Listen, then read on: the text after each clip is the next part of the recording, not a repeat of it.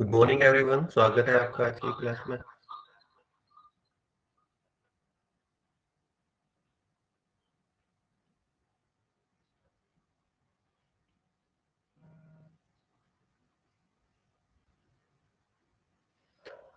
Good morning everyone.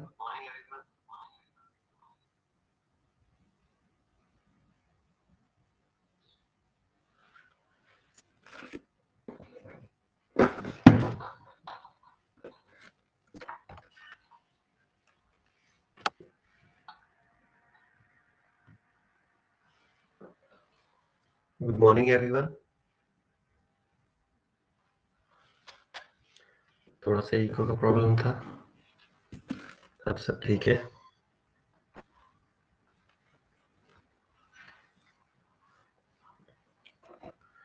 तो जैसा कि आप सभी लोग जानते हैं, हम लोग कहीं ना कहीं नया टॉपिक है, कल हमने स्टार्ट किया था, that is model auxiliary verb. Model या ऑक्सिलरी वर्ब हमने कल स्टार्ट किया था माय डियर, और यू आर वेल अवेयर कि इस टॉपिक को हम पढ़ रहे हैं। और दूसरा, आपको ये भी मालूम है कि हमने कल ये भी जानकारी इकट्ठी की थी कि हेल्पिंग वर्ब और ऑक्सिलरी वर्ब में क्या डिफरेंस होता है और क्या होती है मॉडल्स विद हैव और विदाउट हैव, किस तरीके की काम करती है। ये सब चीज़ें कल हमने पढ़ी।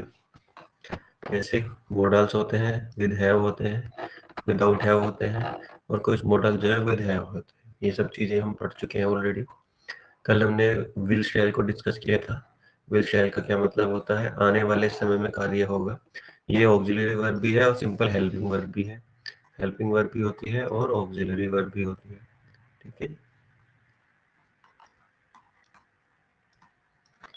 ही will go to visit his parent next week. He will go, वो जाएगा अगले हफ्ते अपने पेरेंट्स से मिलने। आई शैल नॉट गो, ये काम आने वाले समय में होगा। ये काम क्या होगा, आने वाले समय में होगा। फिर उसके बाद हमने देखिए वुड का यूज किया था। सबसे पहले हमने वुड को पढ़ा था। वुड की खासियत क्या है, वुड की खासियत क्या थी आप लोगों को पता है। वुड कहीं ना कहीं पास्ट ऑफ विल है। सबसे पहली कंडीशन में जो वुड है वो पास्ट ऑफ विल होता है my dear. Past of will से मतलब if two clauses are combined with, ये कल का पार्ट है कि that if whether any interrogative pronoun से यदि कोई भी दो क्लॉज जुड़ी हैं और यदि प्रिंसिपल क्लॉज पास्ट में है तो सबऑर्डिनेट क्लॉज भी किस में चेंज हो जाती है माय डियर, पास्ट में चेंज हो जाती है। यही हमने फिर एग्जांपल किया था कि ही न्यू दैट। अब दैट एक ऐसी कंजंक्शन है जिससे दो क्लॉजेस जुड़ी हुई हैं, एक पहले और एक बाद में। ये प्रिंसिपल क्लॉज है, ये सबऑर्डिनेट क्लॉज है। तो सबऑर्डिनेट क्लॉज पास्ट में करनी पड़ेगी, क्यों? क्योंकि प्रिंसिपल क्लॉज किस में है, पास्ट में है। वर्ब की सेकंड फॉर्म यूज की गई है, नो की सेकंड फॉर्म न्यू, तो पास्ट में है। तो सबऑर्डिनेट क्लॉज भी वो भी किस में चेंज हो जाती है, पास्ट में। तो ये कहते हैं विल को चेंज कर दीजिए और विल का पास्ट लगाइए वुड। तो ये हम कल पढ़ चुके थे। इसी के बाद मैंने आपको फिर वुड बताया था। यूज टू के इज इक्वल टू होता है, यूज टू क्या होता है, denote habit in past. Past की किसी हैबिट को डिनोट करने के लिए, पास्ट की किसी हैबिट को डिनोट करने के लिए आप वुड का यूज कर सकते हैं।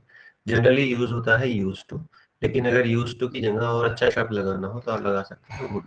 मैंने देखे हैं इक्वल का साइन लगाया हुआ है ये, जिसका मतलब है चाहे आप यूज टू लगाइए चाहे आप वुड लगाइए, दोनों ही एक सेम मीनिंग देते हैं। जैसे एग्जाम्पल में देखिए, all of us used to go for a walk last month. तो लास्ट मंथ से तो ये पता चल गया कि पास्ट की बात हो रही है और पास्ट में बात हो रही है। लेकिन एक बात का ध्यान रखना, इस यूज टू को जब यूज करते हैं, जब यूज टू का इस्तेमाल करते हैं तो इसका मतलब होता है वो ऐसा काम जो आप पहले तो करते थे लेकिन अब नहीं करते। पहले तो करते थे लेकिन अब नहीं करते, उस सेंस में यूज टू यूज होता है। जैसे हम पिछले महीने लास्ट मंथ क्या करा करते थे, वॉक पर जाया करते थे। We all of us used to go for a walk last month. हम सब पिछले महीने वॉक पर जाया करते थे। तो यूज टू से सेंटेंस बोल रहा है। लेकिन अगर आप यूज टू की जगह और भी अच्छा शब्द लगाना चाहें तो आप यूज टू को रिप्लेस करके सिर्फ वुड लगा सकते हैं। वुड कभी भी पास्ट की टेंस नहीं दे, पास्ट की सेंस नहीं देता। तो लास्ट मंथ लिखा गया तो इसका मतलब ये पास्ट की बात कर रहा है। तो अब जो वुड है वो सिर्फ एक ही सेंस में यूज होता है, वो है यूज्ड टू की सेंस। तो ऑल ऑफ अस और यूज टू दोनों, ये वुड और यूज टू बराबर होते हैं, दोनों सेंटेंस का मीनिंग सेम है। कल हम इसमें बात कर चुके हैं। थर्ड मैंने बताया था वुड इज इक्वल टू होता है कुड। इज इक्वल टू का मतलब है चाहे वुड की जगह कुड लगाइए चाहे वुड की जगह कुड लगाइए, कुछ भी लगाइए, दोनों ही सेम होते हैं। ये यूज होता है पोलाइट रिक्वेस्ट को शो करने के लिए। पोलाइट रिक्वेस्ट जैसे इसमें प्लीज लग गया सेंटेंस में, तो प्लीज भी सेंटेंस में लग जाता है, वो ऑटोमेटिकली ही पोलाइट रिक्वेस्ट हो जाती है। उसके लिए अलग से आके कहता है, बस जिसमें प्लीज लग जाता है वो ऑलरेडी पोलाइट रिक्वेस्ट हो जाती है।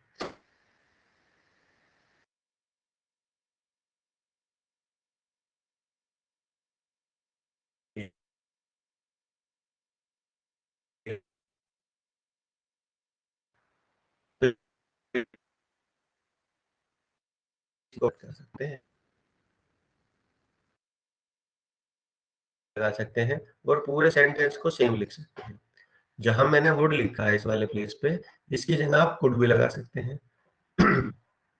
दोनों का सेम मीनिंग आता है। क्यों? क्योंकि दोनों जब इक्वल है तो दोनों का मीनिंग भी कैसा आएगा? सेम आएगा। कब? जब ये पोलाइट रिक्वेस्ट करता हूँ। अगर आप विल यूज करेंगे तो ये एक इनफॉर्मल वे में रिक्वेस्ट होती है। अरे मैं जा रहा हूँ, मुझे 100 रुपए दे दो, जैसे will you please give me 100 rupees. अभी जो प्लीज तो लगा हुआ है, लेकिन प्लीज लगने के बाद इन्होंने विल लगाया। पहली बात तो ये है कि इसमें प्लीज नहीं आना चाहिए, प्लीज को हटाना पड़ेगा। Will you give me 100 rupees mother. Mother क्या आप मुझे 100 रुपए दोगे? बस। इसमें कोई फॉर्मल रिक्वेस्ट आपने नहीं की, आपने सिंपली बोला मुझे 100 रुपए दे दो मदर, तो विल लगेगा। विल का मतलब है इनफॉर्मल रिक्वेस्ट। वुड लाइक मैंने कल आपको बता दिया था, जब आप अपनी कोई चाहत दिखाना चाहें, आप कहीं ना कहीं वुड लाइक का इस्तेमाल कर सकते हैं। जब भी कोई चाहत या इच्छा आप शो करना चाहें, तो वांट की जगह वुड लाइक का इस्तेमाल कर सकते हैं। जनरली आप अपनी इच्छा या चाहत वांट से शो करते हैं। I want to take tea, I want to go to UK, I want to buy new cloth, I want to have new phone, I want to have new car. तो want लगाते हैं। लेकिन अगर आप इससे भी अच्छा शब्द लगाना चाहें, तो आप वो लगा सकते हैं वुड लाइक। वुड लाइक का मतलब होता है आप क्या लेना चाहेंगे, आप क्या पसंद करते हैं, या आपकी क्या इच्छा है। आप कभी अच्छे रेस्टोरेंट में गए हो तो वहां पर आपसे होटल का जो वेटर है, जो भी वहां पर सर्विस देने वाले हैं, वो लोग पूछते हैं what would you like to have, आप क्या लेना पसंद करेंगे। तो आप बोल सकते हैं I would like to have 2 cup of tea and piping hot pakora, कुछ भी जो आपको अच्छा लगे वो आप उनसे बोल सकते हैं। तो जैसे नीचे देखिए, I want to go to Delhi with you, मैं आपके साथ दिल्ली जाना चाहता हूँ। I want to go to Delhi with you, मैं आपके साथ दिल्ली जाना चाहता हूँ।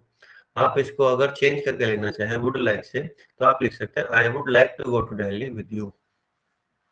तो वांट की जगह आप वुड लाइक लगा सकते हैं, बिल्कुल सेम मीनिंग ये देता है। जैसे आप जहां जहां वांट लगाना चाहें, वहां वहां आप वुड लाइक लगा सकते हैं।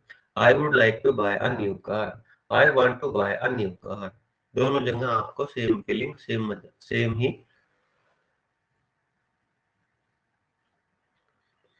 सेम मीनिंग आएगा, उसमें कोई भी इश्यू नहीं है। I would like to go to Delhi with you, तो आई वुड लगा दिया, तो इसका मतलब वांट की सेंस में वुड लाइक आपने लगा दिया, तो ये वुड लाइक शो करता है। यहाँ तक हमने कल पढ़ लिया था। आज हमें नई चीज पढ़नी है, that is would that. Would that, would that is equal to होता है इफ के। क्या लिखा मैंने? इफ। और इफ जो है वो मीनिंग किसका देता है? काश का। और काश आप कब लगाते हो? जब आप तीन चीजें करते हो, या तो आप कोई चीज मानते हो, या कोई विश करते हो, या रिग्रेट करते हो। यानी कि मानना, सपोजिशन, जैसे काश मैं एक दिन प्रधानमंत्री बन जाऊं, तो आप मान रहे हैं कि यार काश मैं प्रधानमंत्री बन जाऊं। विश भी सेम है, या आपकी इच्छा है यार कहीं मैं यार अपने स्कूल में टॉप कर लूं, इच्छा है आपकी। पश्चाताप, काश मैंने उसे रोक लिया होता, उसे जाने नहीं दिया था। काश मैंने उसे 100 रुपए दे दिए होते। काश उसने मेरे से लड़ाई ना की होती। काश मैंने उसको जो धोखा ना दिया होता। तो ये सब बातें क्या है? पश्चाताप से रिलेटेड है। इच्छा आपकी कुछ भी हो सकती है, मैं प्रधानमंत्री बनना चाहता हूँ, मैं राष्ट्रपति बनना चाहता हूँ, मैं आईएएस बनना चाहता हूँ, कोई भी इच्छा हो सकती है। मानना, आप मान के चल देते हैं मैं बहुत अमीर हूँ, मैं बहुत पैसे वाला हूँ, मैं बहुत इंटेलिजेंट हूँ, कुछ भी मानिए आप, जो भी आपको अच्छा लगता है। तो यही तीन फीलिंग को शो करता है वुड दैट।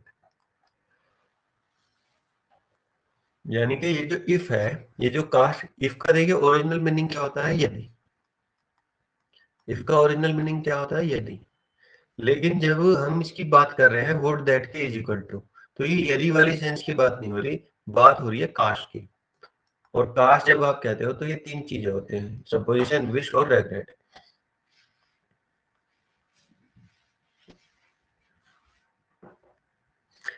अब देखिए, अब ये जो थोड़ा सा टेक्निकल पॉइंट है, इसमें आप लोग देखिए, थोड़ा सा मेरे साथ रहिएगा। यहीं पर आप अपने पूरे ध्यान को यहाँ लगाएंगे तभी इस बात का समझ पाएंगे कि ये बहुत ही टेक्निकल थोड़ी सी बात है, अगर आप समझ पाए। अब देखिए वुड दैट और इफ की कंडीशन बिल्कुल मीनिंग वाइज तो सेम है, सपोजिशन, विश और रेग्रेट को शो करते हैं, लेकिन अब क्या है, पश्चाताप और इच्छा और मानना ये पास्ट में भी हो सकता है और फ्यूचर में भी हो सकता है। आप कहोगे पश्चाताप तो पास्ट की चीजों के लिए ही होता है, बिल्कुल सही बात है, लेकिन आप देखेंगे आपको अगर अपना पश्चाताप आपको पास्ट में हो रहा है, आपसे कोई गलती हो गई है ना, वो गलती का परिणाम आपको फ्यूचर में देखने को मिलेगा, फ्यूचर में देखने को मिलेगा, तो इसका मतलब आपको पश्चाताप फ्यूचर के लिए भी हो सकता है। जैसे आपको पता था आपकी 10 बजे ट्रेन है और 10 बजे ट्रेन से आप 1 बजे के आसपास आप एग्जाम सेंटर पहुंच जाओगे।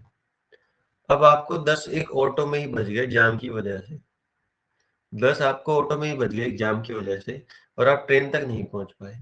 तो अब देखिए आप फ्यूचर का पश्चाताप कैसे होगा, हाय मैं तो पेपर ही नहीं दे पाई, ये हो गया, मैं वहां पहुंच ही नहीं पाई, मेरी सर्विस नहीं लगेगी, अब मैं कहीं ना कहीं बिना सर्विस के बिना नौकरी के रहूंगा या रहूंगी और मेरी लाइफ बेकार हो गई। तो इस तरीके से आप एक एग्जाम के छूटने की वजह से, पास्ट की गलती की वजह से आप अपने फ्यूचर के लिए क्या कर रहे हो, पश्चाताप कर रहे हो अभी से।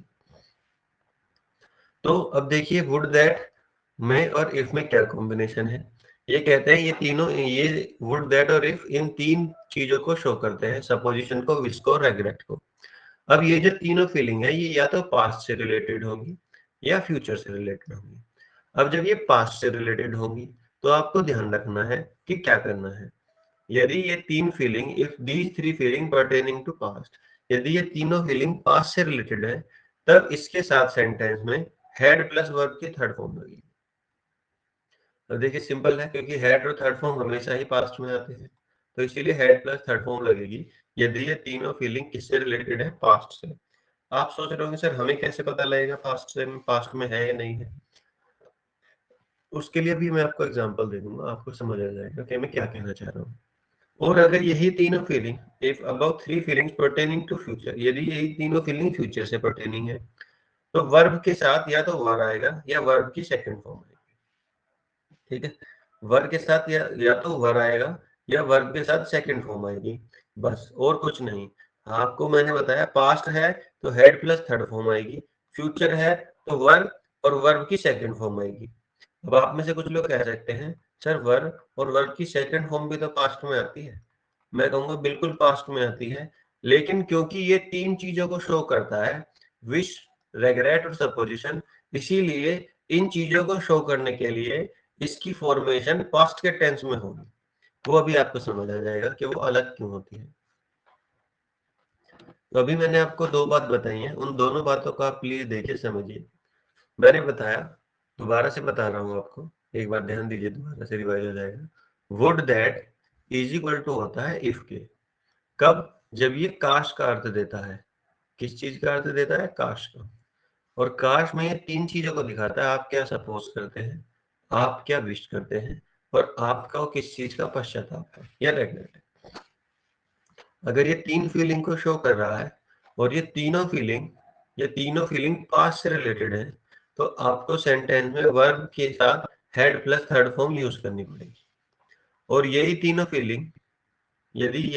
फीलिंग फ्यूचर से रिलेटेड है, तो वर्ब या वर्ब की सेकंड फॉर्म का आपको प्रयोग करना पड़ेगा, वर्ब या वर्ब। जैसे एक एग्जांपल मैंने कोट किया है, आप चाहे वुड दैट लगाए, आप चाहे इफ लगाएं, उससे कोई फर्क नहीं पड़ता।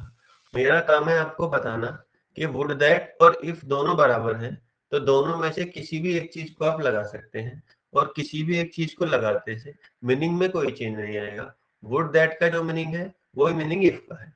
If I had purchase that book last evening, अब देखिए मैंने हैड नहीं लगाया, मैंने क्या लिखा, if I purchase that book last evening, काश मैंने वो पुस्तक पिछली शाम को खरीद ली होती। Would that if I purchase that book last evening, काश मैंने वो किताब कल शाम को खरीद लिया होता, काश मैंने वो किताब को कल शाम खरीद लिया होता। अब आप देखिए, I purchase the book last evening, देखिए अगर मैं इसमें से ये वाली बात ही हटा दूं, इफ ही हटा दूं, तो फिर तो ये बात बिल्कुल सही है। I purchase the book last evening, मैंने कल रात एक किताब खरीदी, तो बिल्कुल सिंपल सेंटेंस हो गया। I purchase that book last evening,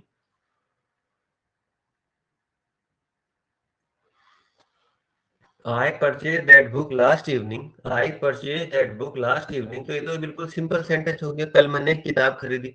लेकिन मुझे ये कहना था कि काश मैं वो किताब खरीद लेता, तो काश की फीलिंग लाने के लिए मुझे या तो वुड दैट लगाना पड़ेगा या इफ लगाना पड़ेगा। इन दोनों में से कोई एक टेंस यूज करना पड़ेगा, जिससे कहीं ना कहीं मैं इसमें फीलिंग ला पाऊंगा काश की।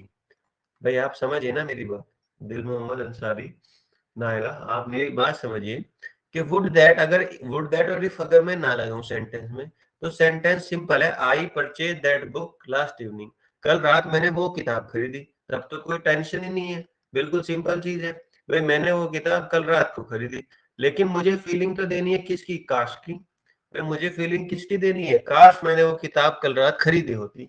तो इस काश की फीलिंग को लाने के लिए ही, इस काश की फीलिंग को लाने के लिए ही मुझे लगाना पड़ा वुड दैट और इफ। और जैसे ही वुड दैट और इफ लगा, तुरंत आपको पता लग जाना कि ये अब या तो विश है या सपोजिशन है या रेग्रेट है।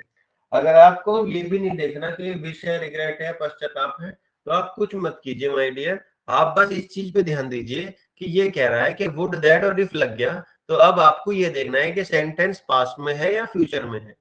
तो आपने देखा लास्ट इवनिंग की वजह से सेंटेंस पास्ट में है, तो लास्ट इवनिंग की वजह से सेंटेंस पास्ट में है। और आपने अभी माय डियर ऊपर पढ़ा, यदि फीलिंग पास्ट से रिलेटेड है तो हेड प्लस वर्ब की थर्ड फॉर्म आएगी। तो हेड प्लस वर्ब की थर्ड फॉर्म आएगी, तो ये कहते हैं परचेज सेकंड फॉर्म है, थर्ड फॉर्म भी यही होती है। अब इसी को थर्ड फॉर्म बनाना है तो मुझे क्या लगाना पड़ेगा, इससे पहले हेड लगाना पड़ेगा।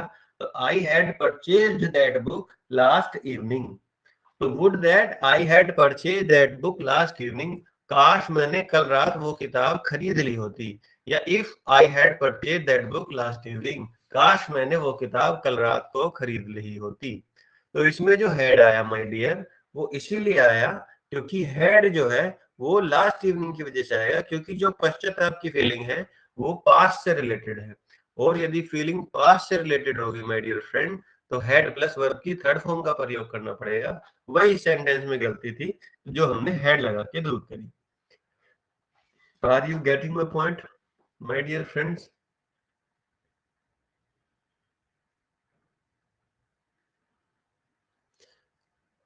Is it clear? Okay, next चलते हैं। देखिए मैंने फिर वही किया। देखिए आप पहले, आप देखेंगे क्योंकि इसमें ये वर्ड लग गया ना वुड दैट, इससे इसकी ग्रामर चेंज है पूरी।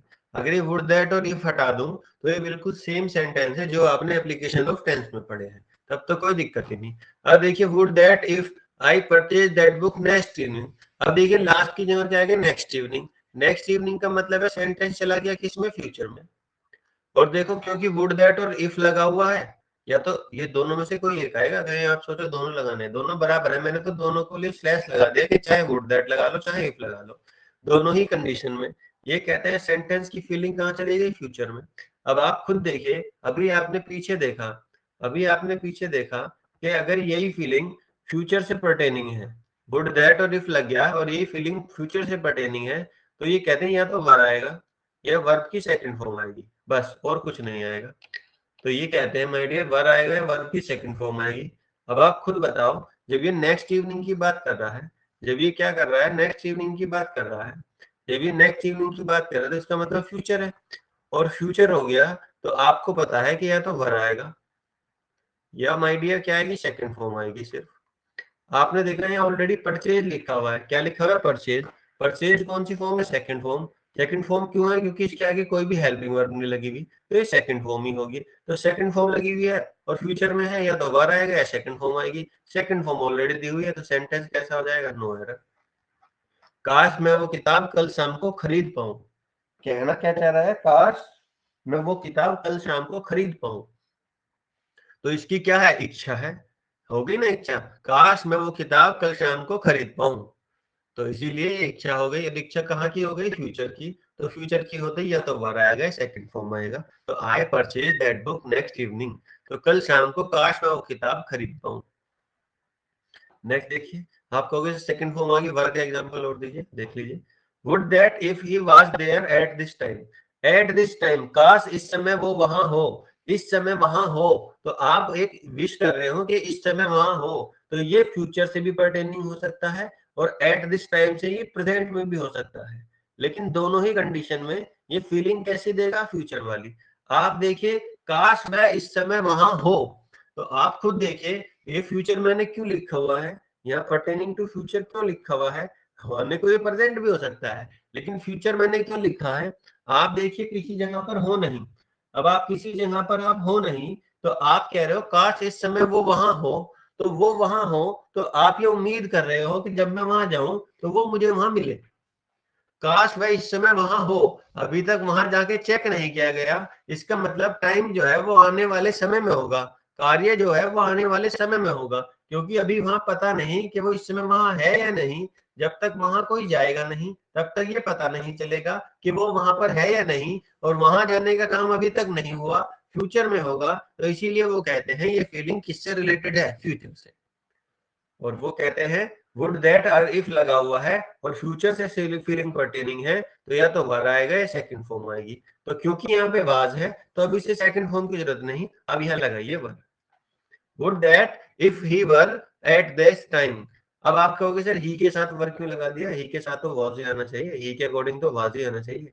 माय डियर वो नॉर्मल सेंटेंसेस में होता है जहां पर आप सिंपली वुड दैट और इफ का इस्तेमाल नहीं करते। यदि आपने विश को और रेगरेट को और कहीं ना कहीं आपने सपोजिशन को शो कर दिया, माय डियर सपोजिशन को शो कर दिया, तो इसका मतलब है अब वो सेंटेंस नॉर्मल टेंस नहीं है, अब वो एक कंडीशनल सेंटेंस बन गया है। और कंडीशन के हिसाब से अब ही के साथ हो, शी के साथ हो, नाम के साथ हो, सबके साथ ही क्या लगेगा, फिर वर लगता है। वो नहीं लगता किसी के भी साथ, क्योंकि आपको फीलिंग बतानी है काश वाली, रेगरेट वाली, पश्चाताप वाली। तो इसीलिए आपको कहीं ना कहीं ही हो, शी हो, इट हो, नेम हो, सबके साथ क्या लगाना पड़ेगा, वर लगाना पड़ेगा। तभी आप बता पाएंगे काश वह इस समय वहां हो। देखिए नीचे लिखा हुआ भी है, सब्जेक्ट चाहे सिंगुलर हो या चाहे प्लूरल हो, यूज वर। ये यूज किसका होगा, वर का यूज होगा। तो इज इट क्लियर दिल मोहम्मद अंसारी, नाइला?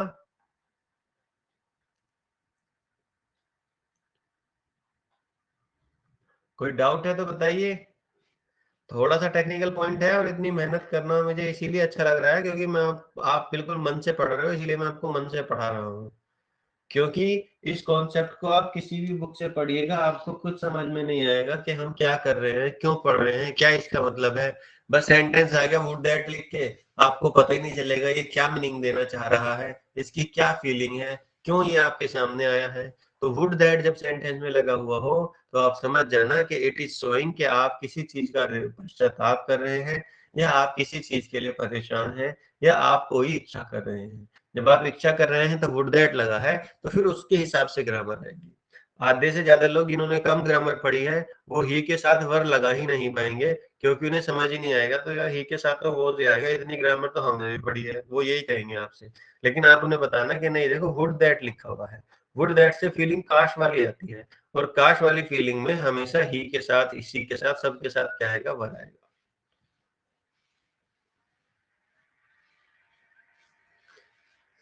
साइंस वाले कॉन्सेप्ट है, बुक से नहीं होगा, बिल्कुल बुक से नहीं होगा। अगर सिर्फ ये है कि हाँ मैंने ग्रामर पढ़ी है तो बुक से पढ़ लीजिए, और अगर ये है कि हाँ मैं ग्रामर को जानता हूँ, उसको सोल्व करना मुझे आता है, तो फिर आपको पढ़ना पड़ेगा अच्छे टीचर से। चलिए अब हम थर्ड नंबर पर आ गए हैं। थर्ड नंबर पर हमारे पास अब वर्ड आया है शुड। थर्ड नंबर पर हमारे पास वर्ड क्या है, शुड। पहले हमने पढ़ा विल शैल, फिर हमने यूज पढ़े वुड के, और आज हम यूज पढ़ेंगे शुड के। तो शुड का पहला यूज देखिए, शुड का पहला यूज पास्ट ऑफ शैल। जैसे हमने पास्ट ऑफ विल पढ़ा था, दिल मोहम्मद पास्ट ऑफ विल पढ़ा था कि विल का क्या हो जाता है, वुड हो जाता है। तो ऐसे ही ये कहते हैं शैल का क्या हो जाता है माय डियर, शुड हो जाता है। लेकिन वो किस कंडीशन में होता है, वो उसी कंडीशन में होता है, आपको पता होगा मैंने बताया था, यदि दो कंजंक्शन इफ से, वेदर से, दैट से, या किसी इंटेरोगेटिव प्रोनाउन से, व्हेन, वेयर, इनसे जुड़े हो, तो यदि प्रिंसिपल क्लॉज पास्ट में है तो सबऑर्डिनेट क्लॉज भी किसमें हो जाती है, पास्ट में हो जाती है। आपने ये चीज पढ़ी है, तो वही रूल लगता है, बार बार उस नियम को लिखने की कोई आवश्यकता नहीं है, आपको पता है। तो शुड क्या होता है, पास्ट ऑफ शैल। तो देखिए यहाँ पर he wanted to know if I shall go there, वो जानना चाहता था कि क्या मैं वहां जाऊं, क्या मैं वहां जाऊंगा, वो ये जानना चाहता था कि क्या मैं वहां जाऊंगा। तो देखिए यहाँ पर इफ लगा हुआ है कंजंक्शन, इफ से पहले एक प्रिंसिपल क्लोज है, वांटेड देखिए पास्ट इंडेफिनिट है तो ये पास्ट में है, तो इसके बाद वाली क्लोज जो है वो भी पास्ट में होनी चाहिए। कुछ लोग क्या करेंगे, शैल को हटा के गो का वेंट कर देंगे, क्या कर देंगे, हाँ जी होगी past, if I went there, लेकिन इसका मतलब हो गया वो जानता था कि मैं वहां गया था, मीनिंग हो जाएगा वेंट लगा दी, वह जानता था कि मैं वहां गया था। जबकि सेंटेंस की सेंस थी कि वो जानना चाहता था कि क्या मैं वहां जाऊंगा। पास्ट में फ्यूचर की बात बोली जानी थी, पास्ट में फ्यूचर की बात बोली जानी थी, पास्ट में फ्यूचर की बात बोलनी थी, लेकिन आपने सेल और गो को हटा के वेंट लिख दिया। इसका मतलब हो गया आपने पास्ट में सिर्फ पास्ट की ही बात बोल दी कि वो जानना चाहता था, ही वांटेड टू नो कि क्या वह वहां गया था, ये पास्ट की ही बात बोल दी। जबकि हमें पास्ट में फ्यूचर की बात बोलनी है, वह जानना चाहता था, he wanted to know if I shall go there, वह जानना चाहता था कि क्या मैं वहां जाऊंगा। तो पास्ट में फ्यूचर की बात बोलने के लिए फ्यूचर का पास्ट लगाना पड़ता है, तो शैल का पास्ट लगाना पड़ेगा, गो का वेंट नहीं करना, तो शैल का पास्ट हो जाएगा शुड। जैसे हमने विल का क्या किया था, वुड किया था। होपफुली आप समझ पाए होंगे इस कॉन्सेप्ट को, क्योंकि ये बहुत ही 2 बार आप पढ़ चुके हैं ऑलरेडी।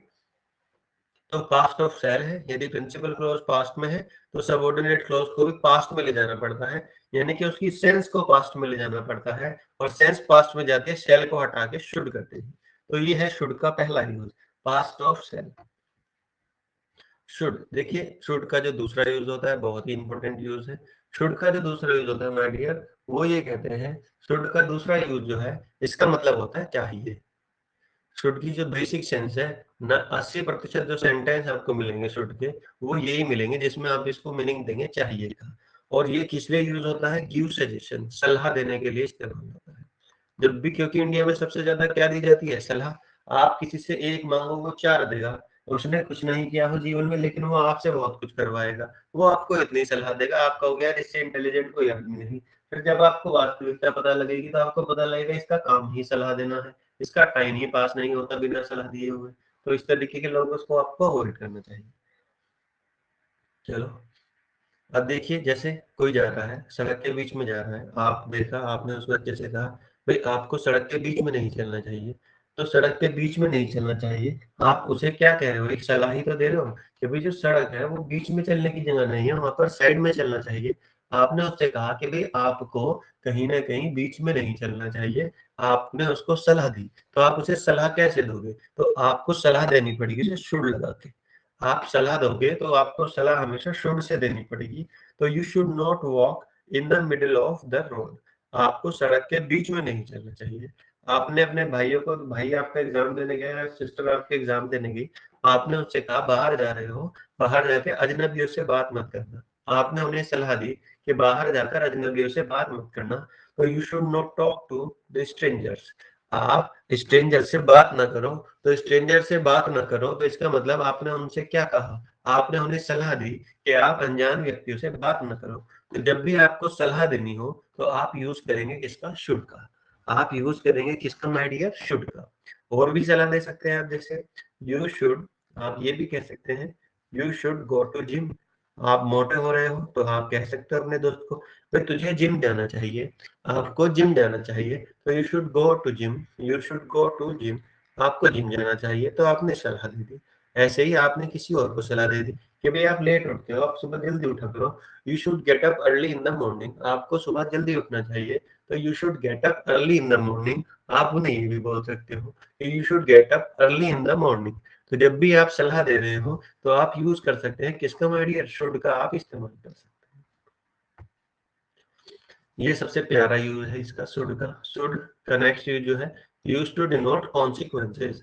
कॉन्सिक्वेंसेस का मतलब होता है परिणाम, किसी चीज को करने से रोकना, कहीं उसका परिणाम जो है वो कहीं ना कहीं क्या हो, दुखद ना हो, उसमें आपको नुकसान ना हो। जब भी आप किसी से ऐसी बात कहें, जब भी आप किसी से ऐसी बात कहें जिसका कोई ना कोई परिणाम निकल सकता है, चाहे वो अच्छा हो चाहे वो बुरा हो, तो भी आप शुड का इस्तेमाल करते हैं। जैसे don't play in the dust, don't play in the dust. Dust का मतलब होता है माय डियर धूल, डस्ट का मतलब होता है धूल, डस्ट का मतलब डस्ट का मतलब होता है धूल। तो धूल में मत खेलो, ऐसा ना हो। ये जो एक वर्ड लगा हुआ है लेस्ट, ये जो एक वर्ड लगा हुआ है लेस्ट, इसका मतलब भी क्या होता है? ऐसा ना हो, ऐसा ना हो। तो ये क्या बता रहा है? इसका मतलब ये तो है कि ऐसा ना हो, यानी कि इसका परिणाम ये हो सकता है, यू शुड फॉल इल, कहीं आप बीमार हो जाओ। धूल में खेलने से आप क्या हो सकते हो? बीमार हो सकते हो। तो आपने कहा आप बीमार हो सकते हो, और ये किस चीज का परिणाम हो सकता है? ये परिणाम हो सकता है आपके धूल में खेलने का। धूल में मत खेलो, ऐसा ना हो कि तुम बीमार पड़ जाओ। तो आपके धूल में खेलने का परिणाम यह हो सकता है कि आप बीमार हो जाओ। तो परिणाम आप दिखा रहे हो। तो जब भी आप किसी चीज का परिणाम बताना चाह रहे हो, तो ध्यान रखना माय डियर, आपको हमेशा हमेशा ही कहीं ना कहीं ये ध्यान रखना पड़ेगा कि वो किससे बताया जाए? शुड से बताया जाए। अगर मैं आपको दूसरी बात बताऊं, अगर कॉन्सिक्वेंस आएगा तो हमेशा ध्यान रखना वो लेस्ट से ही दिखाया जाएगा। लेस्ट एक ऐसा वर्ड है जो कहीं ना कहीं बताता है कि आगे आपको उसके क्या दुष्परिणाम या परिणाम देखने को मिलेंगे। तो परिणाम बताने के लिए लेस्ट के बाद हमेशा शुड का इस्तेमाल होता है। या तो आप अगर सेंस निकाल सकते हैं, उससे तो बढ़िया कोई बात ही नहीं। लेकिन यदि आपको रटना है तो मैं बता देता हूँ, लेस्ट के बाद हमेशा शुड का प्रयोग करेंगे। वो कभी आपको कुड दे देगा, कभी वुड दे देगा, कभी मे दे देगा, कभी माइट दे देगा, कभी शैल दे देगा।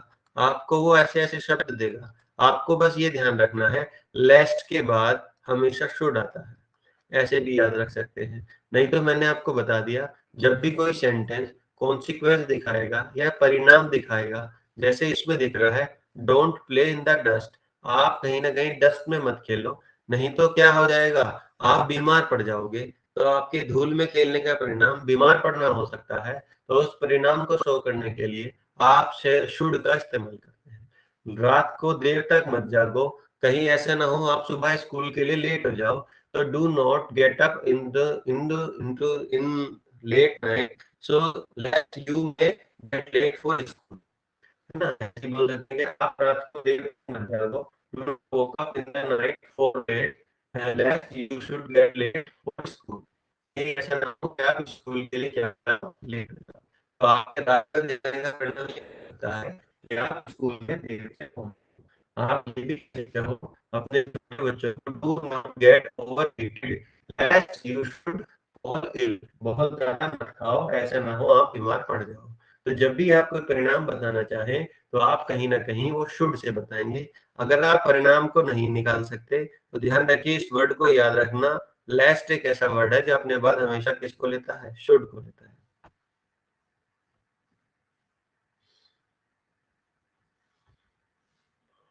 देखिए, जैसे आपने वुड दैट पढ़ा, ऐसे ही कहीं ना कहीं अब देखिए ये इफ की एक फीलिंग और होती है यदि। इफ की फीलिंग क्या होती है? यदि। अभी आपने पीछे एक इफ की फीलिंग देखी जो क्या मीनिंग दे रही थी? काश। और जब ये काश का मीनिंग दे रहा था तो इफ इज इक्वल टू किसके था? वुड दैट के। इसके इज इक्वल टू था वुड दैट के। लेकिन इफ इज इक्वल टू भी होता है, इसका एक मीनिंग और होता है, मैंने वहां भी बताया था, वो होता है यदि। और जब इसका मीनिंग यदि होता है तब ये इज इक्वल टू होता है शुड के। बहुत सारे लोग आपने कहते हुए सुने होंगे, मोहम्मद शौकीन, मोहम्मद आदिल, मोहम्मद अंसारी, नाइला, ये सब लोग जो है यहाँ पर, आप लोगों ने बहुत सारे लोगों को सुनते हुए देखा होगा कि मुझे इंग्लिश समझ तो आ जाती है, मुझसे बोली नहीं जाती। या मैं इंग्लिश को समझ तो लेता हूँ, सब कुछ समझ लेता हूँ, लेकिन वो मुझसे बोली नहीं जाती। बताइए, आपने ऐसे लोगों को देखा है? किसी को सुनते हुए देखा है? कोई कहते हुए सुना हो, हाँ मैं समझ तो लेता हूँ अंग्रेजी को, लेकिन मैं ना।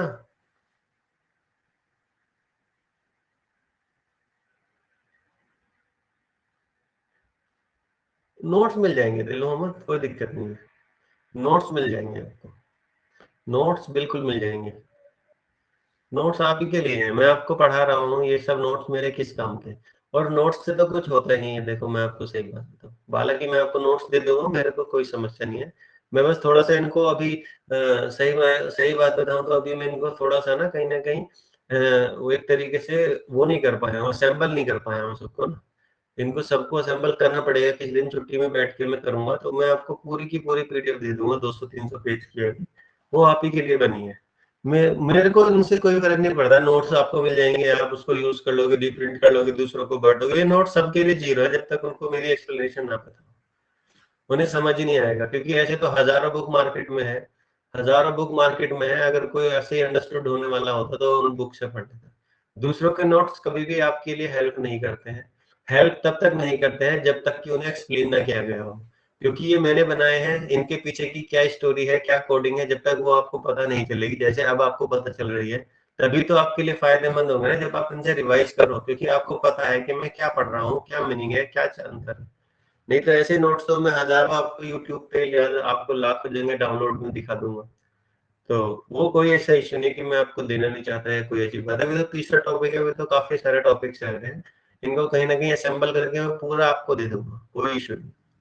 और हो सकता है इसी सैटरडे संडे दीपावली की छुट्टियों में समय मिल जाएगा तो मैं आपको दे दूं, कोई भी टेंशन की बात नहीं है ना। तो उसमें फिर आप इसे प्रिंट करा के अपना एक फाइल बना लेना स्पाइरल टाइप से, और फिर इन्हें रिवाइज करते रहना। और अभी दे दूंगा क्योंकि फिर आपको भी लिखना पड़ेगा, समझ में आने में डिवीजन में टाइम लगता है, तो उसी हिसाब से दे देंगे आपको। ठीक है। तो मैं ये कह रहा था आपसे दिल मोहम्मद शौकीन आयला, कि आप लोगों ने ऐसे लोग देखे होंगे जो कहते हैं मैं इंग्लिश समझ तो लेता हूँ लेकिन मेरे से बोली नहीं जाती। ठीक है। लेकिन वास्तव में मैं आपको बताऊं, इंग्लिश को समझना कठिन काम है जब तक कि आपने उसकी थॉरो स्टडी नहीं की हो। क्योंकि आप देखिए, एक ही इफ है, उसका मीनिंग काश भी है, उसका मीनिंग यदि भी है। और इफ का जब मीनिंग काश है तो वुड दैट भी यूज होता है, और इफ का मीनिंग यदि भी है उसका मीनिंग में क्या होता है, शुड यूज होता है।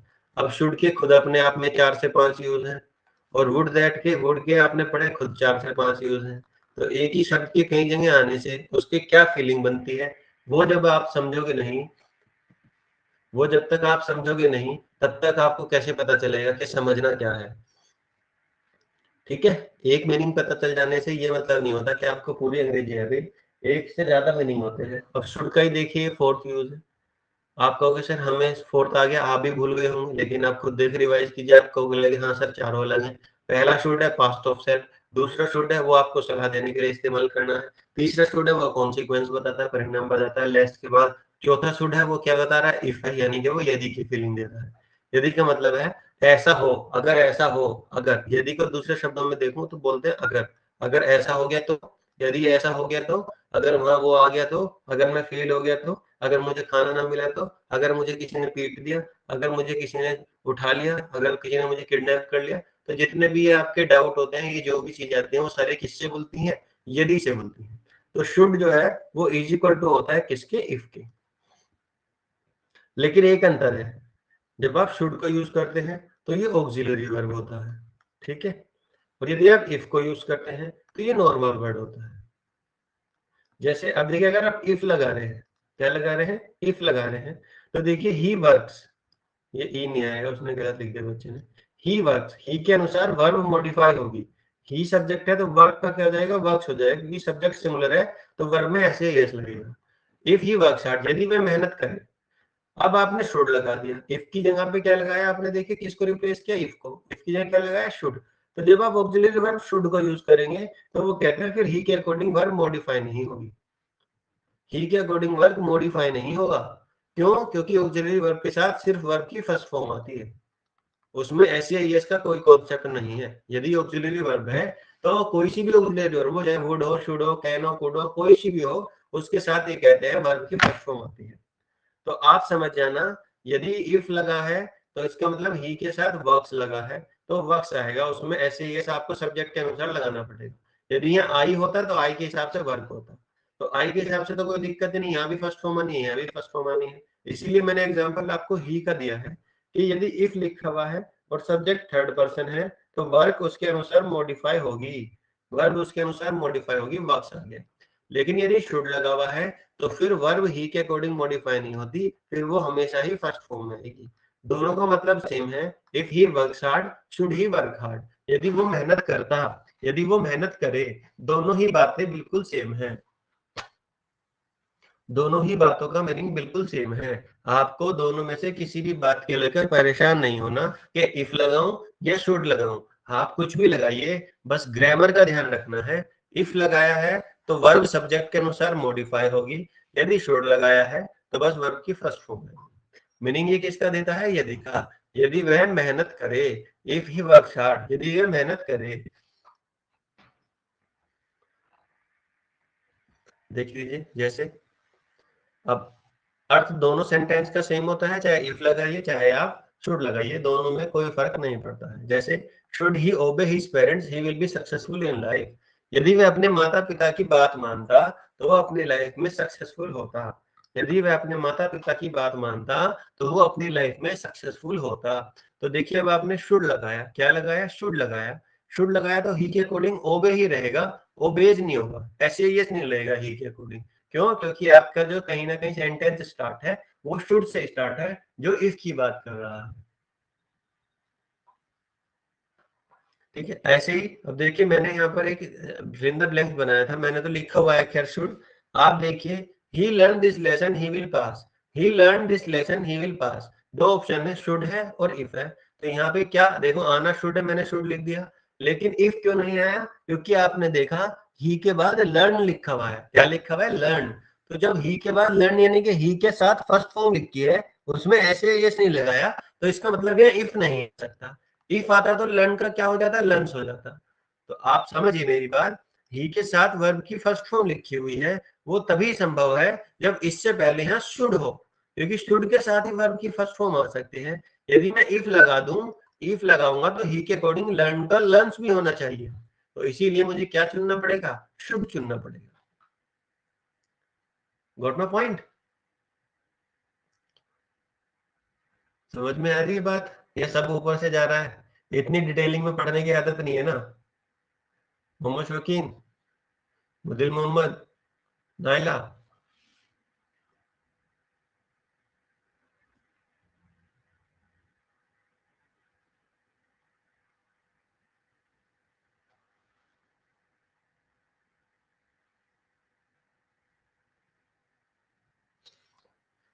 तो माय डियर, लर्न का अगर लर्न्स हो जाता तो इफ लगा देता, और अगर लर्न है तो मुझे शुड लगाना पड़ेगा, क्योंकि ही के साथ वर्ब की फर्स्ट फॉर्म आती है।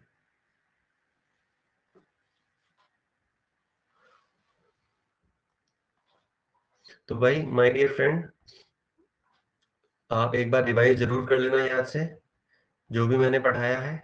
अगर जो मैं पढ़ा रहा हूँ उसे आप रिवाइज करते रहेंगे तो निश्चित रूप से आपको वो रिटेन होता रहेगा। आपको मैंने पढ़ाया, आप भूल गए, आपने रिवाइज नहीं किया, तो फिर कोई फायदा नहीं है उस चीज का। छुट्टी रहेगी दिवाली पे, दिल मोहम्मद अंसारी पूछ रहे छुट्टी रहेगी दीपावली पे। मैं आपको इन्फॉर्म कर दूंगा, है ना, क्योंकि मेरे भी कुछ प्लान्स है और कुछ लोगों को आना भी है, और छुट्टी में भी इधर उधर बहुत सारे लोगों के लिए इनविटेशन भी होता है।